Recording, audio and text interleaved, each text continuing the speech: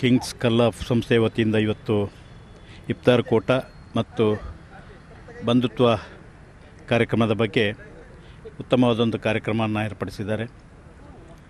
ಪವಿತ್ರವಾದ ಕುರಾನ್ ಅಲ್ಲಿ ಹೇಳಿದ ಎಲ್ಲ ಅಂಶಗಳನ್ನು ನಾವು ನಮ್ಮ ಜೀವನದಲ್ಲಿ ಅಳವಡಿಸಿಕೊಂಡು ಸೌಹಾರ್ದತೆಯಿಂದ ಸರ್ವಧರ್ಮೀಯರನ್ನು ಪ್ರೀತಿಸಿಕೊಂಡು ಈ ಒಂದು ಉಪವಾಸದ ಸಂದರ್ಭದಲ್ಲಿ ಎಲ್ಲರನ್ನೂ ಕರೆದು ಇಫ್ತಾರ್ ಕೂಟವನ್ನು ಏರ್ಪಡಿಸಿದಂಥ ಕಾರ್ಯಕ್ರಮವನ್ನು ಕಿಂಗ್ಸ್ ಕಲ್ಲಾಫ್ನವರು ಉತ್ತಮ ರೀತಿಯಾದಂಥ ಒಂದು ಒಳ್ಳೆಯ ಕಾರ್ಯಕ್ರಮವನ್ನು ಇಟ್ಕೊಂಡಿದ್ದಾರೆ. ಈ ಕಾರ್ಯಕ್ರಮದಲ್ಲಿ ಭಾಗವಹಿಸಲಿಕ್ಕೆ ಭಾಳ ಸಂತೋಷ ಆಗ್ತದೆ.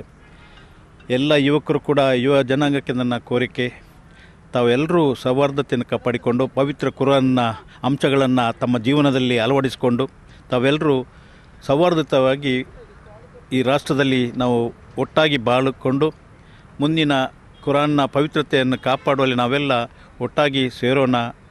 ಈ ಹಬ್ಬವು ಈ ಪವಿತ್ರವಾದಂಥ ಈ ಒಂದು ಉಪವಾಸ ಸಂದರ್ಭದಲ್ಲಿ ತಮ್ಮ ಎಲ್ಲ ಕಾರ್ಯಕ್ರಮಗಳನ್ನು ಬದಿಗಿಟ್ಟು ಕೂಡ ಪವಿತ್ರವಾದಂಥ ಉಪವಾಸವನ್ನು ಆಚರಿಸ್ತಾ ಇದ್ದೀರಿ, ನೀವು ಹಿಡಿತಾ ಇದ್ದೀರಿ.